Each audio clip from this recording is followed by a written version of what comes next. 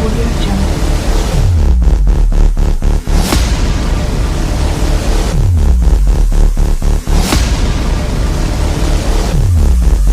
Jungle.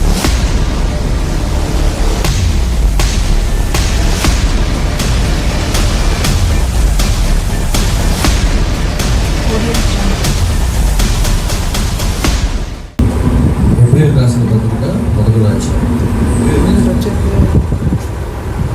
6వ వచనం చదువు. ఏప్రిల్ రాసిన పత్రిక 11వ అధ్యాయం 6వ వచనం చదువు.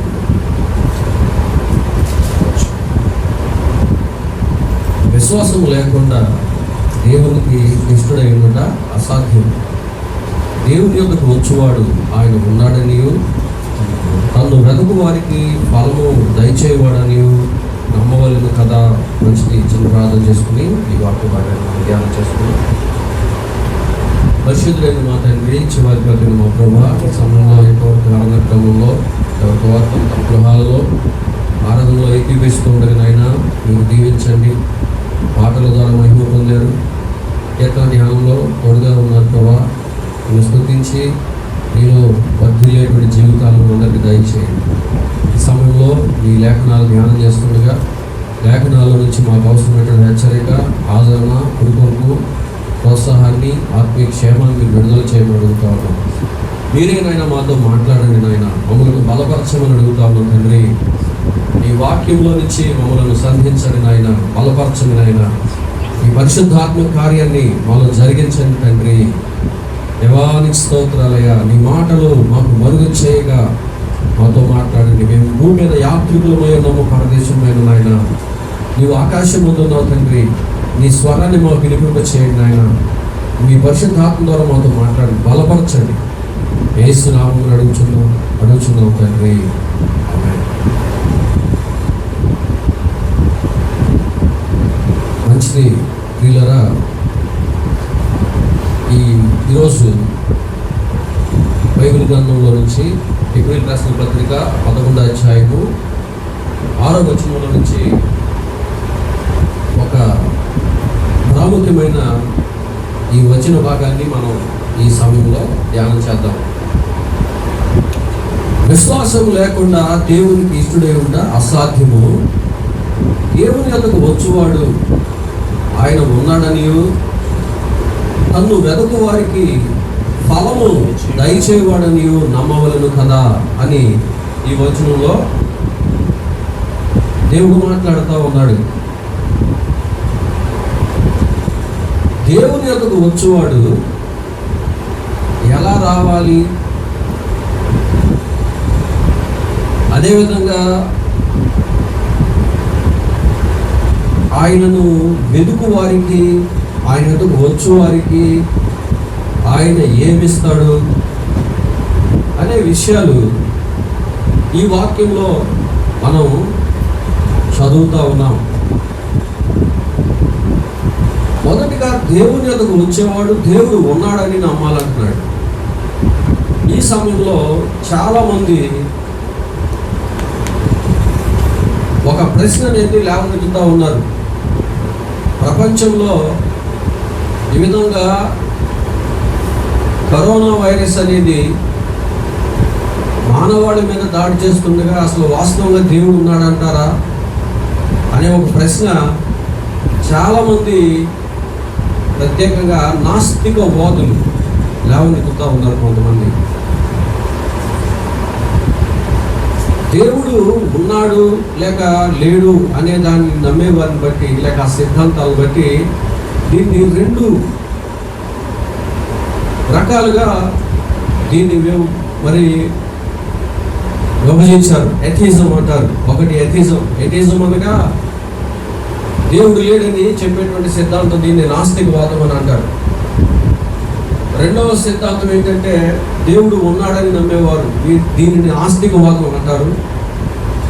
థియిజం, ఎథిజం అండ్ థియిజం. ఎథీస్టులు ఏమంటారంటే నాస్తికులు దేవుడు లేడని అంటారు.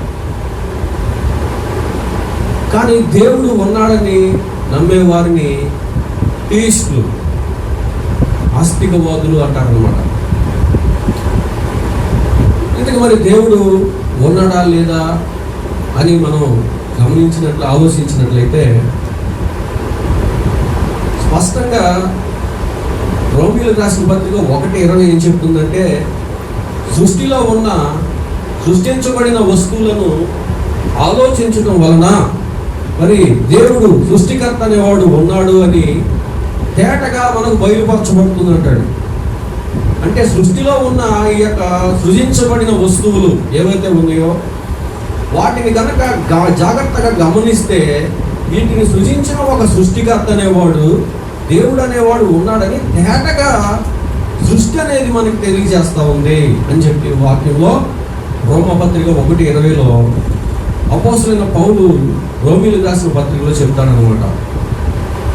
చాలా సంవత్సరాల క్రితము రష్యా దేశంలో కమ్యూనిజం పరిపాలించేటువంటి దినాల్లో, అంటే అది కమ్యూనిస్టు పరిపాలనలో ఉన్న దినాల్లో USSR అనేటువంటి ఆ దేశముగా ఉన్నప్పుడు ఒక రష్యా అంతరిక్ష నావికుడు అంతరిక్షంలోకి వెళ్ళి వచ్చిన తర్వాత దేశంలో ఉన్న సైంటిస్టులు అందరితో కూడా మాట్లాడుతూ ఉన్నాడు. అలా మాట్లాడుతూ ఉన్నప్పుడు ఆ రష్యన్ ఆస్ట్రోనాట్ మరి ఇలా అంటున్నాడంట, నేను అంతరిక్షంలోకి వెళ్ళొచ్చాను, అక్కడ దేవుడు లేడు, నాకు ఎవరో కనపడలేదు, దేవుడు అనేవాడు లేడు అని ఎగతాళిగా మాట్లాడుతుంటే అక్కడ మరి ఆ యొక్క కమ్యూనిస్ట్ గవర్నమెంట్ ఉన్న చాలా మంది శాస్త్రవేత్తలు అందరూ కూడా అతనితో ఏకీవించి నవ్వుతూ ఉన్నారంట. అక్కడ అందరూ కూడా ఎగతాళిగా నిజమే దేవుడు లేడన్నట్లుగా అతని మాటలు బట్టి ఏకీవించి నవ్వుతూ ఉన్నారంట. అయితే అక్కడే ఉన్నటువంటి ఒక క్రైస్తవ శాస్త్రవేత్త ఆయన అన్నాడంట, నువ్వు కనుక నీ వీపుకు తగిలించుకున్నటువంటి ఆక్సిజన్ సిలిండర్ని కనుక, లేక నీ ముఖానికి బిగించుకున్నటువంటి ఆక్సిజన్ కనుక నువ్వు ఆ సిలిండర్ని కనుక తీసివేసేస్తే కనుక నీకు దేవుడు కనబడేవాడు అని చెప్పాడంట. అవును, వెంటనే అతడు ఆ మాట ఎప్పుడైతే అన్నాడో ఆ యొక్క ఎగతాళిగా మాట్లాడినటువంటి ఆ వ్యక్తి యొక్క నోరు మూతపడిపోయింది. ఆడిటోరియంలో ఉన్న మిగతా సైంటిస్టులు అందరూ కూడా సైలెంట్ అయిపోయారు. అవును ప్రియులారా, నిజంగా సృష్టికర్త దేవుడు అనేవాడు లేడని చెప్పాలంటే చాలా రుజువులు ఉంటే తప్ప చెప్పలేరు. ఒక దైవజనుడు మరి ఇలా చెప్తా ఉన్నాడు. ఆయన ఇలాగా దాన్ని లాజిక్గా చెప్తాడు అన్నమాట. ఉదాహరణకి మన ఇంట్లో కనుక ఎవరైనా వచ్చి సపోజ్ మన ఇంట్లో పాము లేదు అని చెప్పాలంటే ఎప్పుడు చెప్పగలుగుతామంటే ఇంట్లో ఉన్నటువంటి గదులన్నిట్లో వెతికి ఎక్కడా లేదని స్పష్టంగా మనము గమనించినప్పుడు మాత్రమే ఇంట్లో స్టేట్మెంట్ అనేది ఇవ్వగలుగుతాం. సపోజ్ ఈ గ్రామంలో పాము లేదని చెప్పాలంటే ఈ గ్రామంలో ఉన్న ఇళ్ళన్నీ, గ్రామంలో ఉన్న పొలాలు, గ్రామంలో ఉన్నటువంటి ప్రాంతాలన్నీ కూడా మొత్తం సెట్ చేసి ఎక్కడ కూడా పాము లేకపోతే అప్పుడు ఈ గ్రామంలో పాము లేదని స్టేట్మెంట్ ఇవ్వచ్చు.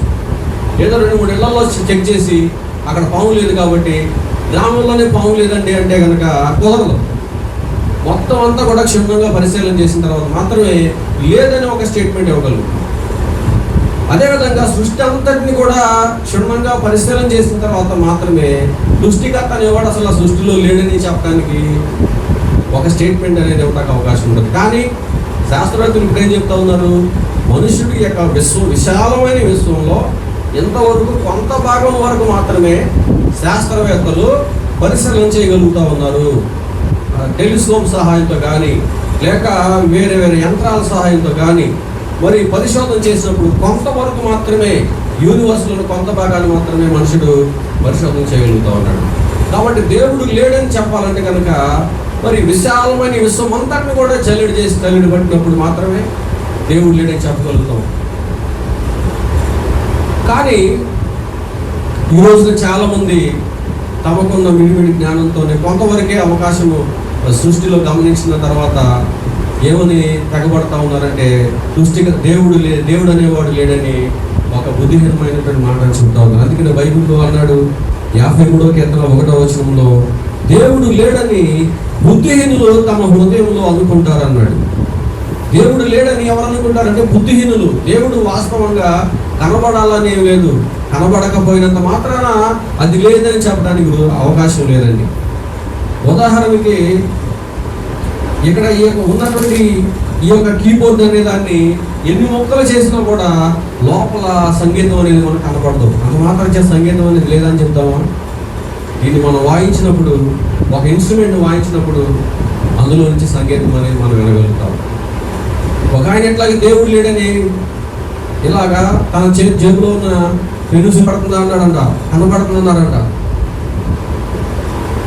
మరి నీకు దేవుడు కనబడుతున్నాడా అన్నాడంట, కనబడట్లేదు అన్నాడంట. పెన్ను కనబడుతున్నాడు కాబట్టి పెన్ను ఉంది, దేవుడు కనబడట్లేదని చెప్తున్నారు కాబట్టి దేవుడు లేడన్నాడంట.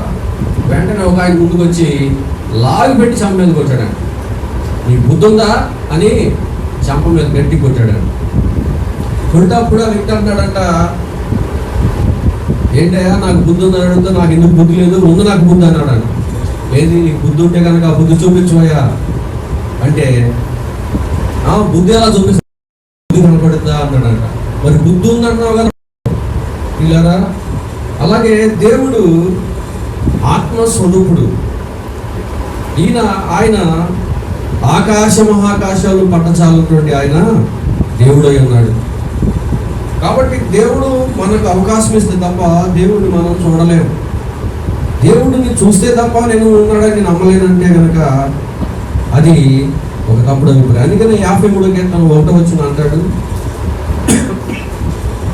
దేవుడు లేడని బుద్ధిహీనులు తమ హృదయంలో అనుకుంటారని.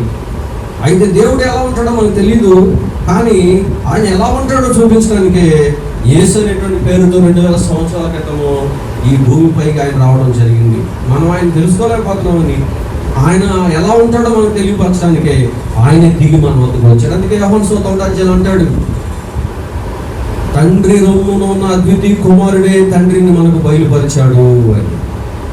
ఆదియందు వాక్యం ఉండెను, వాక్యము దేవుని యొద్ద ఉండెను, వాక్యము దేవుడై ఉండెను, ఆ వాక్యము కృపా సత్య సంపూర్ణుడిగా మన మధ్య నివసించెను అంటాడు. కాబట్టి దేవుడు ఎలా ఉంటాడంటే యేసు ప్రభువుని చూస్తే కనుక దేవుడు అలా ఉంటాడు. ఎందుకంటే ఎవరో ఇలా చెప్పారు,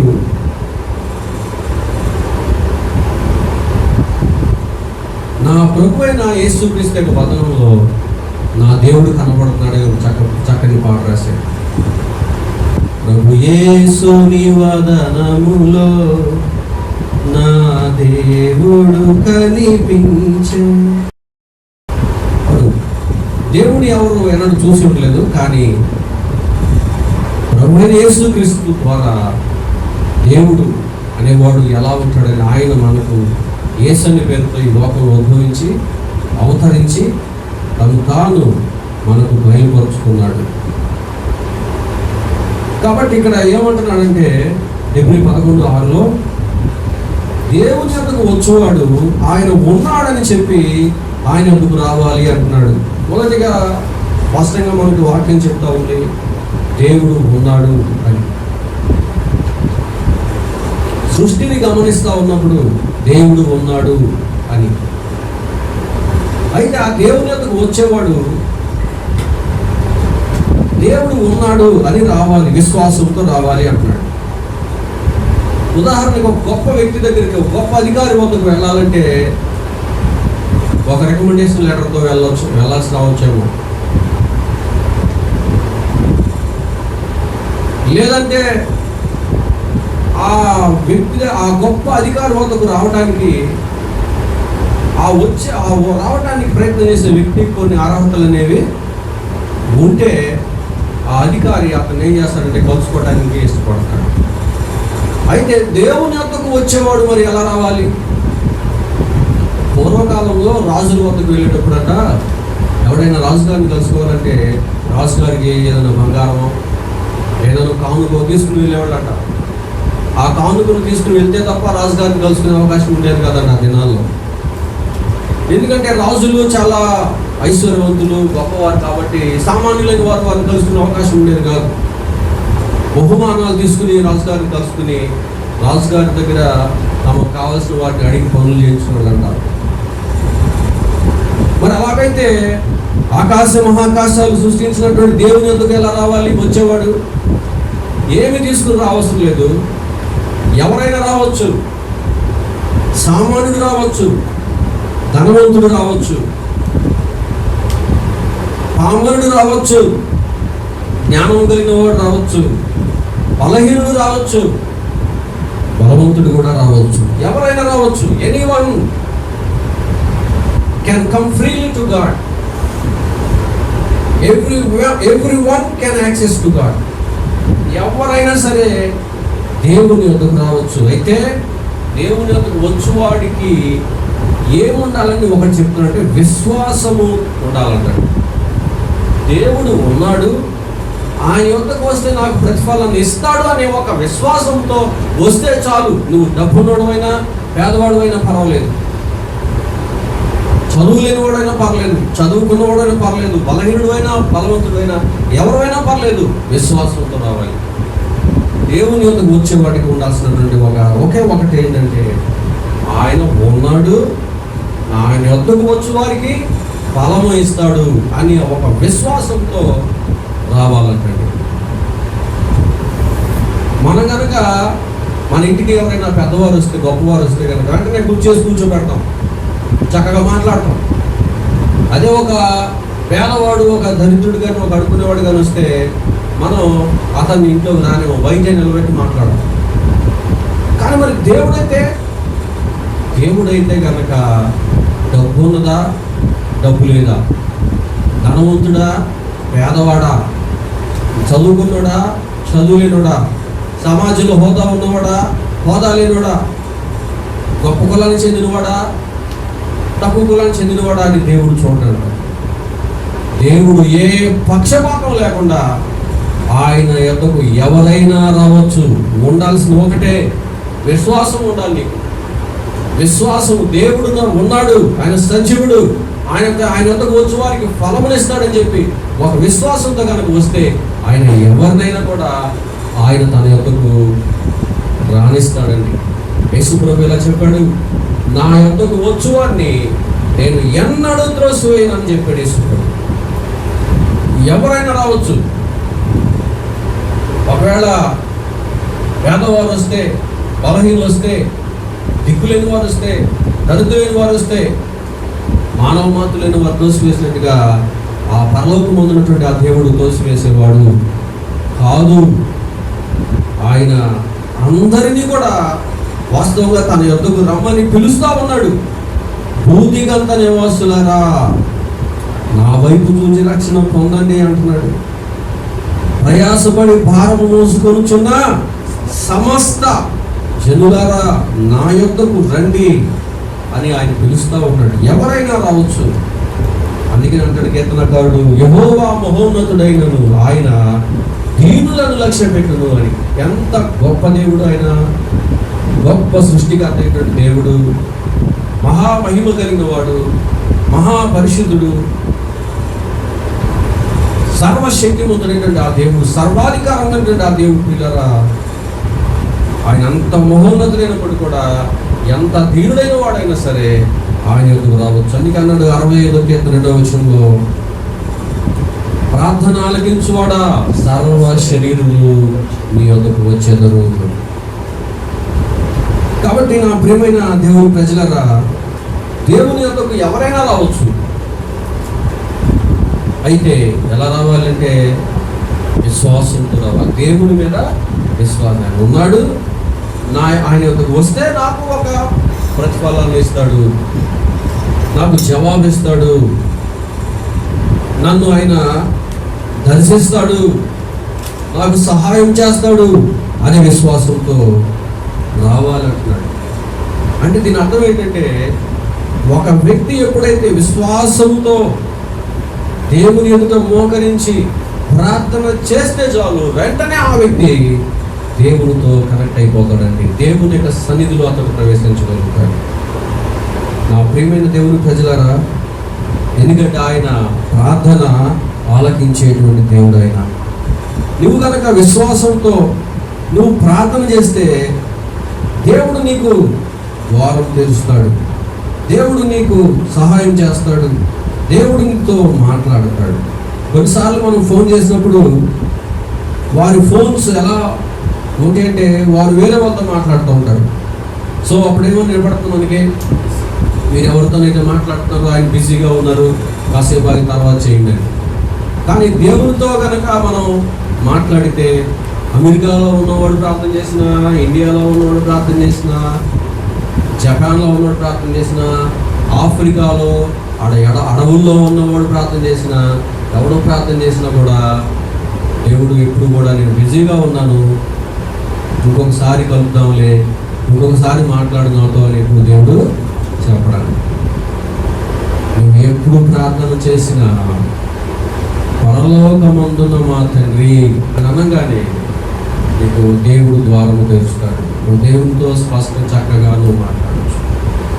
మన ప్రభు అయిన యేసుక్రీస్తు నామములో దేవుడు తండ్రి అయినటువంటి దేవునితో మనము ఎప్పుడైనా మాట్లాడవచ్చు.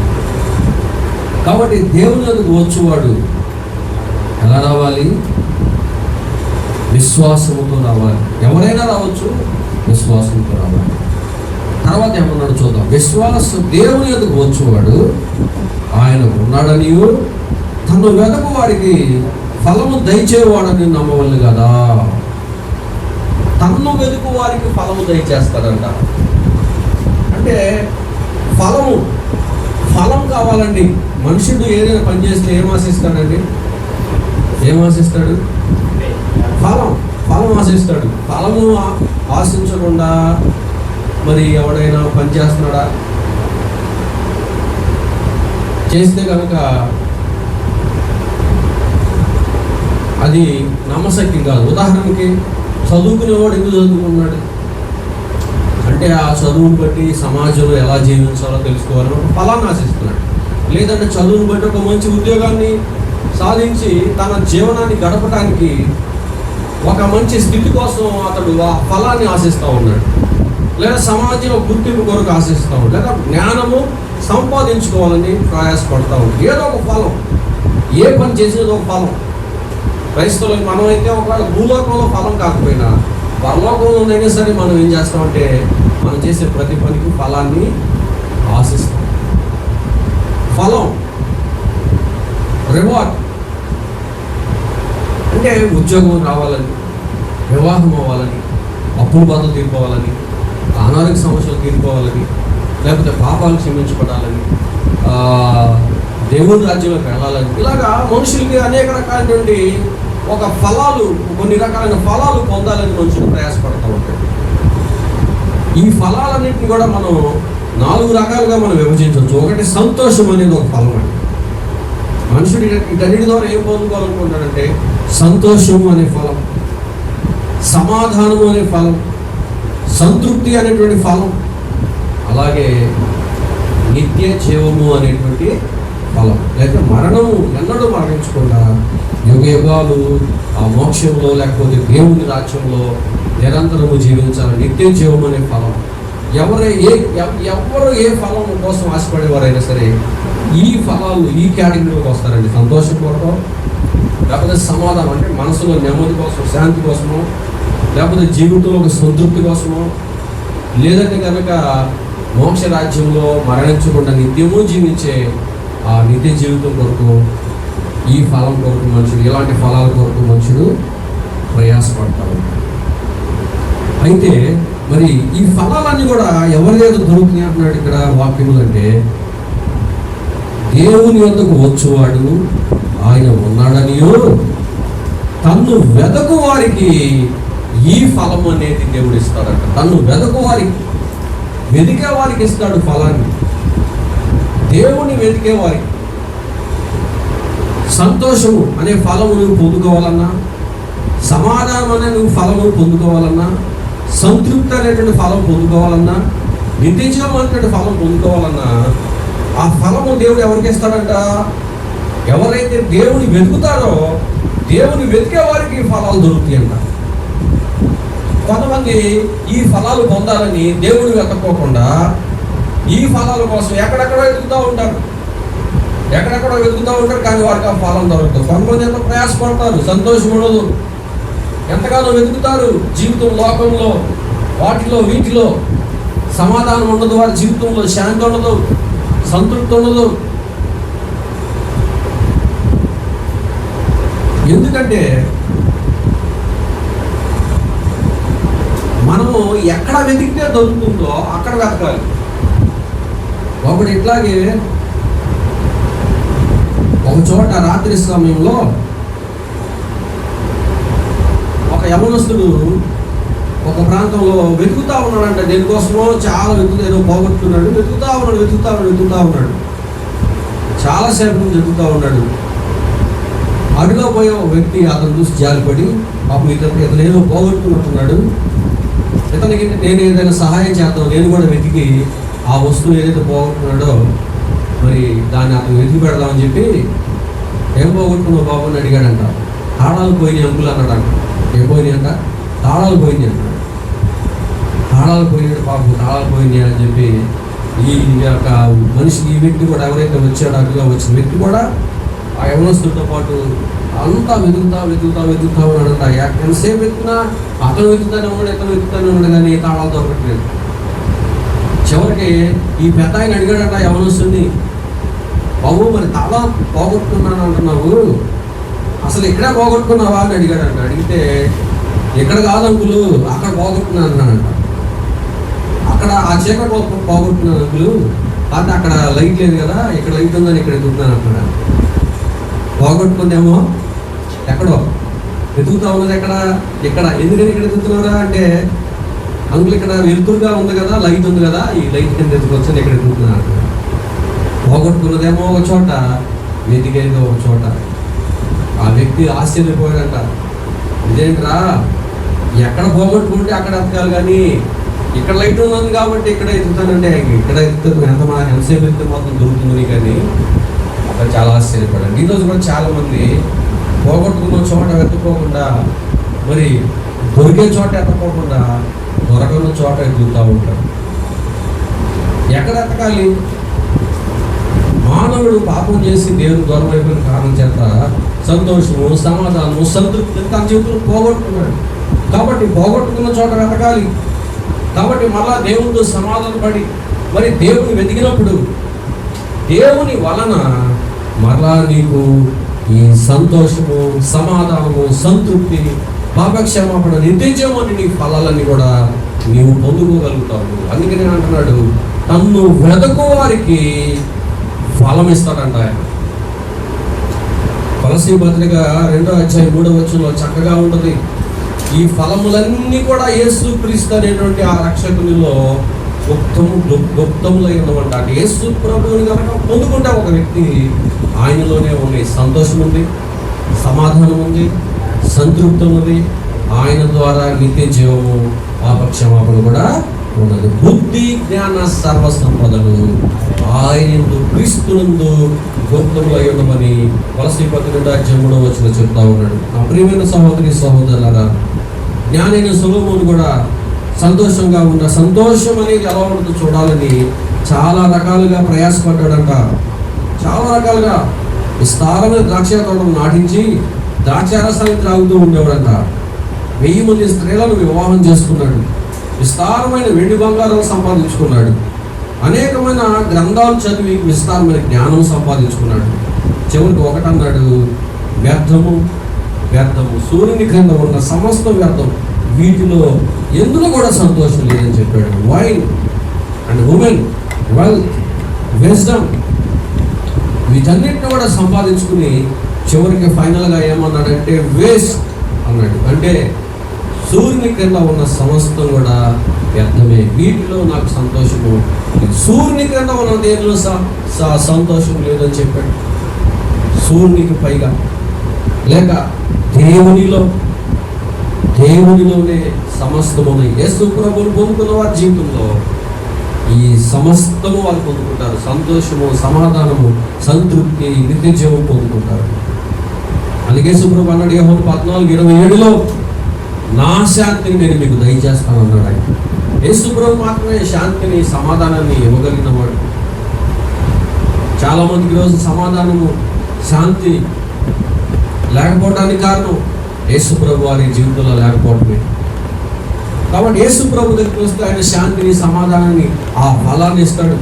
అందుకే అన్నాడు, ప్రయాసపడి భారము మోసుకొనిచున్న సమస్త జనులారా నా యొద్దకు రండి, నేను మీకు విశ్రాంతిని. అంటే విశ్రాంతి లేదు. మనుషులకి మంచాలు ఉన్నాయి కానీ విశ్రాంతి లేదు. మంచమే పడుకుంటాడు కానీ నిద్రపడదు. విశ్రాంతి లేదు. విశ్రమిస్తున్నాడు కానీ విశ్రాంతి లేదు.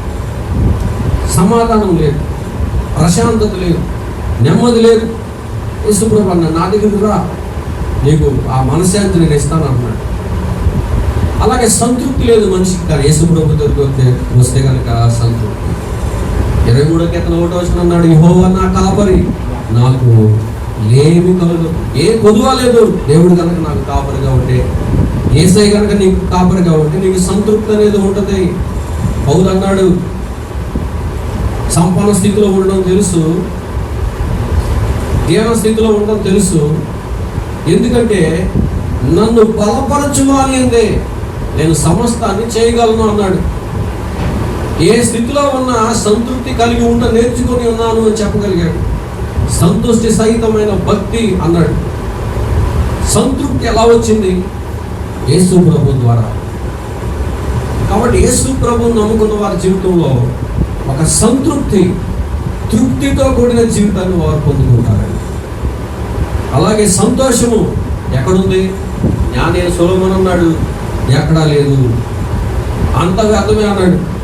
16:11 అయితే కనుక దేవుని వాక్యం ఇలా అంటుంది, నీ సన్నిధిలో సంపూర్ణమైన సంతోషం కలదు అంటున్నాడు.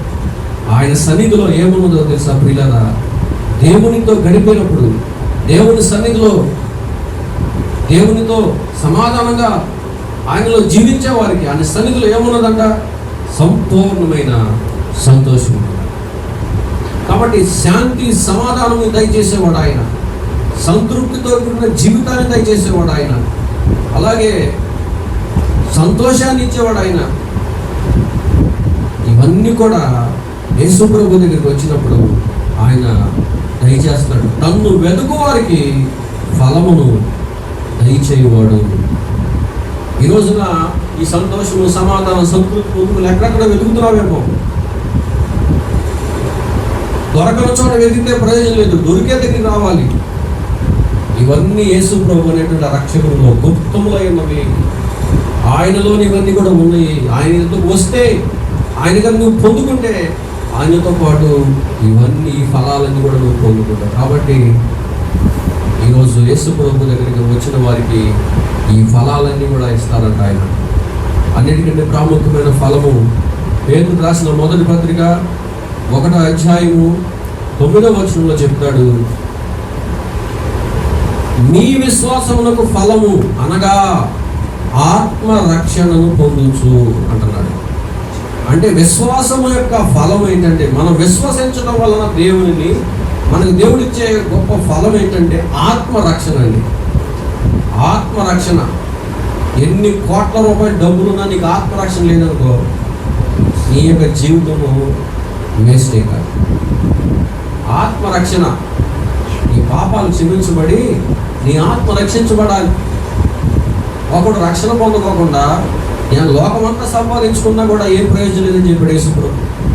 సర్వలోకాన్ని సంపాదించుకుని తన ప్రాణాన్ని, ఆత్మను నాకు నష్టపోతే కనుక వానికి ప్రయోజనం లేదు. ఒక ధనవంతుడు ఉన్నాడు, పంటలు బాగా పండిని, విస్తారంగా ధాన్యం సమకూర్చుకున్నాడు. ఇలా అనుకున్నాడు, నా ప్రాణమా అనేక సంవత్సరం సరిపడ ఆస్తి నీకు సమకూర్చబడి ఉన్నది అనుకుంటాడట. సుఖించుము, సంతోషించుము, తినుము, త్రాగుము నా ప్రాణమా. ఆ రాత్రి ప్రాణం పోయి దేవుడు అన్నాడు, వెర్రివాడ, ఈ రాత్రి నీ ప్రాణం అడుగుతున్నారు. వెర్రివాడు. ఎందుకంటే లోకమంతా సంపాదించాడు, ధనం సంపాదించాడు, ధాన్యం సంపాదించాడు, అనేక తరములకు సరిపడు ఆస్తిని సంపాదించాడు. కానీ ఎందుకు వెర్రివాడు? ఒక అజ్ఞానిగా దేవుని దృష్టిలో ఒక వెర్రివాడుగా ఈ లోకం నుంచి వెళ్ళిపోయాడంటే సంపాదించాడు, ఆత్మరక్షణ పొందలేదు.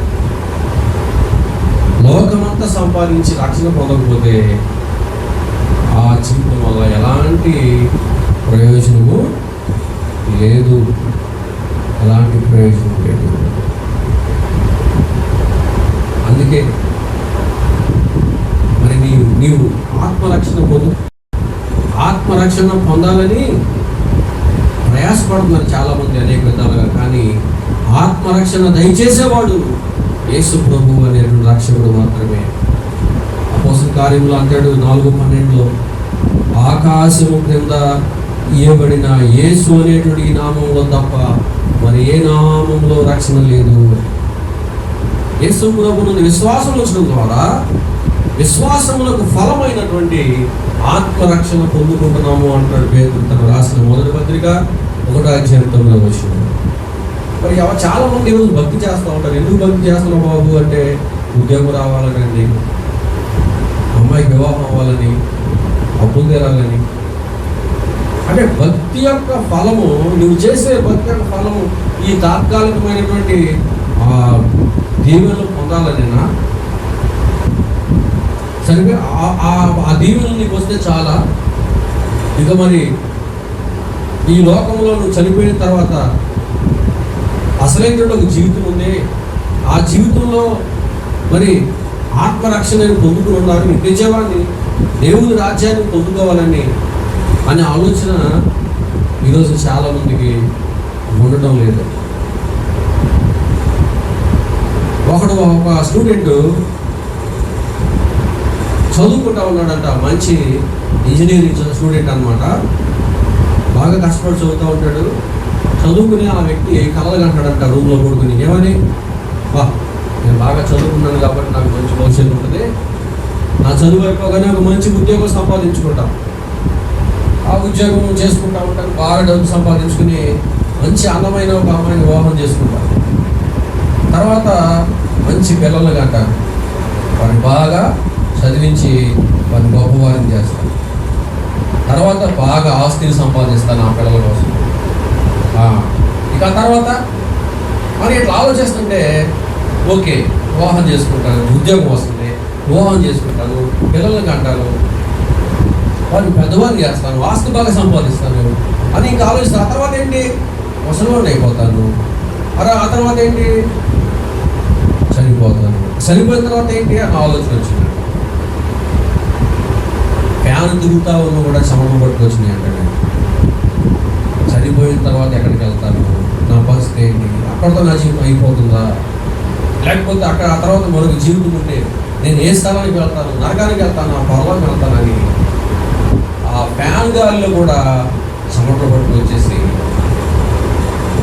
అప్పుడు అర్థమైందంట, నేను ఎంత సంపాదించినా ఎంత గొప్పవాడైనా ఏదో ఒక రోజు మరణించాలి, మరణించిన తర్వాత నేను ఏ స్థలానికి వెళ్ళాలి, నరకానికి మాత్రం వెళ్ళకూడదు, పరలోకానికి మోక్షానికి వెళ్ళాలి, దేవుని రాజ్యానికి వెళ్ళాలి, ఎలా వెళ్ళాలి అని చెప్పి అప్పుడు ఆ నిత్య జీవితాన్ని గురించి ఒక ఆలోచన కలిగి బైబిల్ చదువుకుని యేసు ప్రభువుని నమ్ముకుని తన పాపాలు ఒప్పుకుని పశ్చాత్తాపంతో పాపాలన్నీ కూడా దేవుని దగ్గర ఒప్పుకుని విడిచిపెట్టి మారుమనసు పొంది రక్షణ పొందుకుని బాప్తిసం పొందుకుని ఆ రోజు నుంచి మంచి క్రైస్తవులుగా జీవిస్తూ చక్కగా మంచి జీవితం కలిగి ఉండడమే కాదు, రక్షణ కూడా పొందుకుని నెమ్మదిగా సంతోషంతో సమాధానంతో ఆనందంతో సంతృప్తితో అతను జీవించడం ప్రారంభించాడంట. దేవునికి స్తోత్రం, హల్లెలూయా. ప్రియులారా, అందుకనే విశ్వాసము, నీవు ఎవరైనా సరే, ఒక హిందూ కావచ్చు, ముస్లిం కావచ్చు, క్రైస్తవుడు కావచ్చు, నువ్వు చేసే భక్తికి ఫైనల్గా నువ్వు పొందుకోవాల్సిన రివార్డ్ ఏంటంటే ఆత్మరక్షణ. ఇది లేకపోతే కనుక ఈ లోకంలో నువ్వు ఎన్ని ప్రయత్నాలు చేసినా, ఎంత భక్తి చేసినా, ఎంత ఆచారాలు పద్ధతులు ఆచరించినా, కర్మకాండలు ఆచరించిన ప్రయోజనం లేదు. ఎందుకంటే ఫైనల్గా పొందుకోవాల్సిన ఆత్మరక్షణ. మరి ఆత్మరక్షణ ఎవరిస్తారు? ఒకే ఒకడు, యేసు ప్రభువు మాత్రమే. మార్గము నేనే, సత్యం నేనే, జీవము నేనే, నా ద్వారా తప్ప ఎవడు తండ్రి యొద్దకు రాలేడని చెప్పాడు. బ్రహ్మ 10:9 అన్నాడు, యేసు ప్రభువుని నోటితో ఒప్పుకొని ఆయన మృతుల్లోంచి లేచాడని హృదయం విశ్వసించినట్లయితే మార్క్సు వార్త 16:16 అంటున్నాడు, నమ్మి బాప్తిస్మం పొందినవాడు రక్షించబడతాడు, నమ్మని వానికి శిక్ష విధించబడుతుంది. దేవుని యొద్దకు వచ్చేవాడికి ఆయన త్రోసివేయదు. విశ్వాసంతో నువ్వు వచ్చినట్లయితే, ఆయన వెతికినట్లయితే ఆయన నీకు ఇచ్చేటువంటి గొప్ప ఫలం ఏంటంటే నీ విశ్వాసాన్ని బట్టి ఆత్మరక్షణ. నువ్వు ఎంత డబ్బున్నా ఆత్మరక్షణ సంపాదించుకోడు. వెండి బంగారముల వంటి చేయ వస్తువుల చేత మనం విమోచించబడలేదు, కానీ అమూల్యము రక్తము ద్వారా విమోచించబడ్డామని అంటామన్నాడు పేతురు తను రాసిన మొదటి పత్రికలు. అంటే ఎంత డబ్బు ఖర్చు పెట్టినా నీ ప్రాణాన్ని విమోచించుకోలేవు, నీ ఆత్మరక్షణ పొందుకోలేవు. యేసు ప్రభు యొక్క రక్తం ద్వారా మాత్రమే. ఈరోజున చాలామంది ప్రియులారా రక్షణ పొందకుండానే దినములను గడిపేస్తూ ఉన్నాము. ఒక పక్కన రాకడ సూచనలు జరుగుతూ ఉన్నాయి. ప్రపంచంలో భయంకరమైనటువంటి ఇంకా భయంకర పరిస్థితులు రాబోతూ ఉన్నాయి. చాలామంది ఉద్యోగాలు పోయి నిరుద్యోగ సమస్య రాబోతూ ఉంది. నిత్యావసరాల ధరలు పెరిగిపోయి తినడానికి తిండి కూడా దొరకని పరిస్థితులు రాబోతుంది. బ్యాంకులు దివాళెత్తే పరిస్థితులు వస్తాయి. మనుషులు దోపిడీ ఆల్రెడీ కొంతమంది దోచుకుంటూ ఉన్నారు. పేదవారికి ఆహారం మరి వారికి ఉన్న దరిద్రతను బట్టి ధనవంతుల మీద దాడి చేసి మరి దోపిడీలు చేసి దోచుకునే పరిస్థితులు కూడా భవిష్యత్తులో వస్తాయి. అల్లకల్లలో ఉండే సమాజం, నిరుద్యోగ సమస్య, కరువు, ధరలు పెరిగిపోవటం, దోపిడీలు, నెమ్మది లేని పరిస్థితులు, కలవరంతో కూడిన పరిస్థితులు. ఒక పక్కనేమో దేవుడి చేత ప్రజలు అనేక చనిపోతూ ఉండగా, ఇంకొక పక్క నిరుద్యోగ సమస్య, కరువు, ధరలు పెరిగిపోవటం, నెమ్మది లేకపోవటం, దోపిడీలు ఇవన్నీ కూడా పెరిగి ఇలాంటి సమయంలో ప్రకటన గ్రంథంలో ఉంటుంది, మనుషులు మరి అంత్య దినాల్లో రాకడ దినాల్లో ఎలా ఉంటారంటే కలవరంతో మనుషులు కూలిపోతారు. కలవరంతో కూలిపోతారంట, భయంతో చచ్చిపోతారు మనుషులు. మరి ఇలాంటి భయంకరమైన దినాల్లో మనం ఇంకా రాబోతా ఉంది. ఒప్పుకుంటారు చాలామంది, రాకడ దగ్గరలో ఉందండి, రాకడ సూచన నెరవేరుతుంది అంటారు. కానీ మనం మారు మనసు పొందేవా అంటే చెప్పరు జవాబు, రక్షణ పొందేవా అంటే జవాబు చెప్పరు. దేవుడితో సరైన ఆత్మీయ స్థితిలో ఉన్నామంటే వాడు మాట్లాడరు. చూద్దామండి, తర్వాత పొందుకున్నామండి, వచ్చే నెలలో వచ్చే సంవత్సరాన్ని వాయిదాలు వేస్తూ ఉంటాం. ఇది చాలా ఏమాత్రం కూడా దేవుని యొక్క వాక్యం హర్షించడానికి దేవుడు నీకు అవకాశం ఇచ్చినప్పుడు ద్వారం, రక్షణ ద్వారము మూసివేయబడక మునిపే నీవేం చేయాలంటే ప్రభుతో సమాధానపడి నువ్వు నిజంగా దేవుని అడిగి దేవుని విశ్వాసంతో ప్రార్థన చేసి వెతికినట్లయితే దేవుని వద్ద నీ విశ్వాసమును బట్టి ఆయన యొద్దకు వచ్చిన నీకు ఈ యొక్క ఆత్మరక్షణ అనేటువంటి ఆ ఫలాన్ని తప్పనిసరిగా ఇస్తాడని ఈ వాక్యం చెప్తా ఉంది. కాబట్టి నా ప్రియమైన సహోదరుడా, రక్షణ పొందావా? పొందకపోయినట్లయితే ఎప్పుడైనా దేవుని అడుగు, విశ్వాసంతో దేవుని వెతుకు, తప్పనిసరిగా ఆయన నీకు ఆత్మరక్షణ ఆ ఫలాన్ని ఇస్తాడు. సంతోషము, సమాధానం, సంతృప్తి పొందాలని ఎక్కడెక్కడో మద్యపానంలో లేకపోతే టీవీలో వచ్చే సినిమాలు చూడటం ద్వారానో ఆ స్నేహితులతో కాలక్షేపంగా సమయాన్ని గడిపివేస్తూ అందులోనో డబ్బు సంపాదనలోనో వస్తువులు, వాహనాలు సమకూర్చుకుంటూ వాటిలోనో ఆ సంతోషం, ఆ సమాధానం, సంతృప్తి పొందుకుందాం అనుకుంటున్నారేమో. అది అడియాసే అవుతుంది. ఎందుకంటే ఎండమావులు వెనకాల ఎంత పరిగెత్తిన దాహం అనేది ఎలా తీరదో, ఈ భూమి మీద ఉన్న వేటిని వెతికినా కూడా సంతోషము, సమాధానం, సంతృప్తి ఉండదని వాక్యము చెప్తా ఉంది స్పష్టంగా. సొలొమోను అని అన్నాడు, అన్ని టెస్ట్ చేశాడు ఆయన, అన్నిటికీ పరిశీలన చేసి అన్నింటిని అనుభవించి అంటాడు, దేంట్లో కూడా సంతోషం లేదు, వ్యర్థం అన్నాడు. కాబట్టి ఆ స్థితి నీకు రాకముందే నువ్వు కూడా వ్యర్థం, నాకు దేంట్లో కూడా సంతోషం లేదని చెప్పి ఆ దినాలు రాకముందే దుర్దినములు రాకముందే ప్రసంగి 12 అంటాడు, వీటి యందు సంతోషం నాకు లేదని చెప్పు దినము రాకముందే నీ బాల్య దినములైతే నీ సృష్టికర్త అయిన యెహోవాను స్మరణకు తెచ్చుకోను అంటున్నాడు దేవుడు. నీకు దేవుడు అవకాశం ఇచ్చినప్పుడు, దేవుడు ఆయుష్కాలం ఇచ్చినప్పుడు రక్షణ పొందాలి, వారు మనసు పొందాలి, రక్షించబడాలి. రక్షణ పొందే ఒకవేళ జారిపోయిన స్థితిలో ఉన్నట్లయితే ఇప్పుడైనా నువ్వు వారు మనసు రక్షించబడాలి. కానీ ఈ దినాల్లో చాలామంది ప్రజలు ఏం చేస్తూ ఉన్నారంటే లాక్డౌన్ అంటున్నారు కాబట్టి శుభ్రంగా సోమరిపోతులకి మంచి అవకాశం దొరుకుతుంది. పని లేదు, మాట లేదు, చేసుకునే అవకాశం లేదు కాబట్టి ఇంకా హాయిగా ఇళ్లలో పడుకోవడం, ఎలాగో పని చేసేప్పుడు ఇంట్లో ఉన్నప్పుడు పని చేయమనే పరిస్థితులు లేదు కాబట్టి హాయిగా చక్కగా చికెన్ పలావ్, మటన్ పలావ్, ఆ పలావ్, ఈ పలావ్, ఆ బిర్యానీ, ఈ బిర్యానీ వండుకుని సంతోషంగా తిని తాగి సంతోషంగా గడుపుతూ ఉన్నారు. కానీ ఎప్పుడు ఏం జరుగుతుందో మనకి తెలియదు. అలా కాదు, మరి యేసు ప్రభువును రక్షకుడిగా అంగీకరించడానికి అక్కడ సూచన నెరవేరుతుండగా మరి ఈ దినాల్లో భయంతో వణుకుతో మరి నీ జీవితాన్ని సరి చేసుకుని దేవుని వైపు తిరగాలని చెప్పి దేవుడు చేస్తాను. అలా కాకుండా నిర్లక్ష్యం ప్రజాభిప్రాయం ఉన్నట్లయితే మరి ఆ తర్వాత సమయం అంతా అయిపోయిన తర్వాత ఎంత ఏడ్చినా ప్రయోజనం ఉండదు. ఇప్పుడైనా ఈ యొక్క పరిస్థితులు ప్రపంచం మీదకి వచ్చిన ఈ పరిస్థితులపైన భయం తెచ్చుకుని పశ్చాత్తాపడి దేవుని వైపు తిరగాలని చెప్పి దేవుడు అనుకుంటుంటే ఈ పరిస్థితి బట్టి చాలామంది ఇంకా ఆనందంగా సంతోషంగా ఎంజాయ్ చేసుకుంటా తిని త్రాగి మొదలైపోతారు. ఏమాత్రం కూడా మంచిది కాదు, ఏమాత్రం కూడా మంచిది కాదు. దేవుడు పరిస్థితుల్లో మనతో మాట్లాడుతున్నప్పుడు మనము భయపడి దేవుడు తిరగాలి, దేవునితో సమాధానపడాలి. దేవుడు వెతికినట్లయితే ఆయన నీకు ఫలమును ఇస్తాడు. కాబట్టి నువ్వు చేస్తున్నాను, రక్షణ పొందేవా, పొందలేదా? రక్షణ పొందే రక్షించబడ్డా కానీ ఆత్మీయంగా వెనక జారిపోయిన స్థితిలో ఉన్నట్లయితే ఇప్పుడైనా నీ జీవితాన్ని సరి చేసుకుని పాప దోషాలను ఉంటే విడిచిపెట్టి అవిధేత ఉంటే సరి చేసుకో. ప్రార్థనహీనత, భక్తిహీనత, నిర్లక్ష్యం, అవసరత, సోమర్తనం, ఏ బుద్ధిహీనమైన పాపాలు ఉన్నా కూడా వాటిని ఒప్పుకొని ప్రభు స్థితిలో నీ జీవితాన్ని సరి చేసుకో. ఆత్మదీపాన్ని మండించుకో. బుద్ధి లేని కన్యకలాగా ఉండకుండా బుద్ధి గల కన్యకలాగా జీవించడానికి యేసుప్రభు యొక్క రాకడ ఎప్పుడు వచ్చినా ఎత్తబడే గుంపులో ఉండాలి. కాబట్టి దేవుని యొద్దకు వచ్చేవాడు ఆయన ఉన్నాడని, తను వెదకు వారికి ఫలము దయచేయవాడని నమ్మవాడని ఉన్నాడు.